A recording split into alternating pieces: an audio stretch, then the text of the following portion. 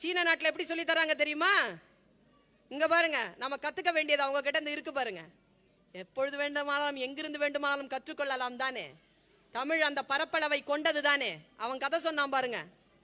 காக்கா காக்கான்னு ஒரு காக்கா இருந்தது சீன நாட்டில். காக்காவுக்கு பசிச்சுது. பசிச்ச காக்கா என்ன தெரியுமா பண்ணுச்சு?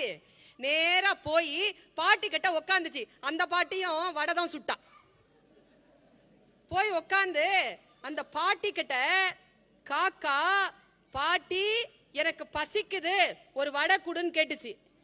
கதை எப்படி கொண்டு போறான் பாருங்க. முதல்ல பசி, அப்புறமா அறிமுகம் செய்கிறான் நேர்மை. பாட்டி சொன்னா, இரு காக்கா, வடை சுடுறதுக்கு கஷ்டமா இருக்கு, ஈர விறகுல வச்சிருக்கேன், சுட்டுட்டு தரேன். உடனே யோசிக்குது காக்கா, நமக்கு ஹெல்ப் பண்றேன்னு சொன்ன பாட்டிக்கு நாம ஹெல்ப் பண்ணலாமே, நமக்கு தான் கூடு கட்ட தெரியுமே என்று போய் காய்ந்த சுள்ளிகளை கொண்டு வந்து போட்டது காக்கை. அடுத்ததாக குழந்தைக்கு அறிமுகம் செய்கிறார்கள் உழைப்பு. சரியா? உழைத்து விட்டு காக்கை உட்கார்ந்திருக்கிறது. பாட்டி வடைய சுடுறா. மறந்துடக்கூடாது, சீன நாடு கம்யூனிச நாடு. அந்த வடை சுட்ட ஜோர்ல காக்காய மறந்துட்டா பாட்டி.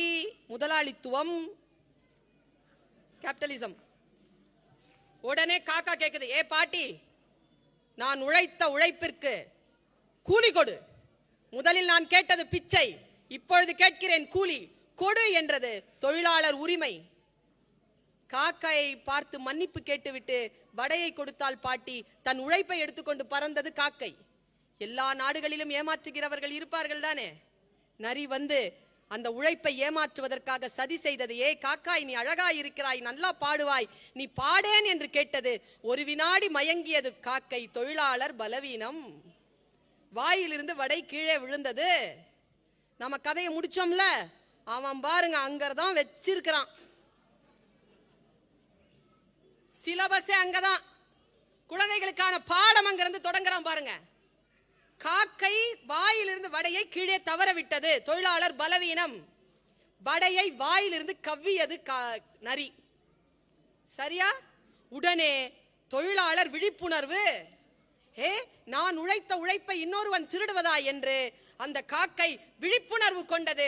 உடனே கா கா என்று கத்தியது. அந்த கத்தலுக்கு 1000 காக்கைகள் வந்து அந்த காட்டிலே கூடின. யூனியன்.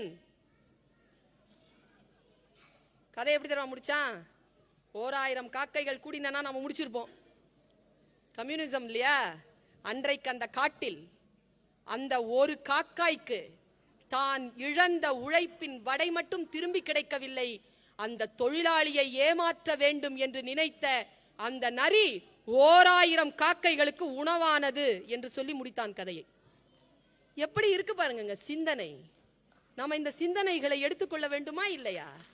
நம்முடைய நாட்டிலே நம்முடைய குழந்தைகள் மிக பலவானாக வர வேண்டும் என்று சொன்னால் அடிப்படையில் சில விஷயங்கள் நாம் அந்த குழந்தைகளுக்கு பலப்படுத்தி தர வேண்டும்.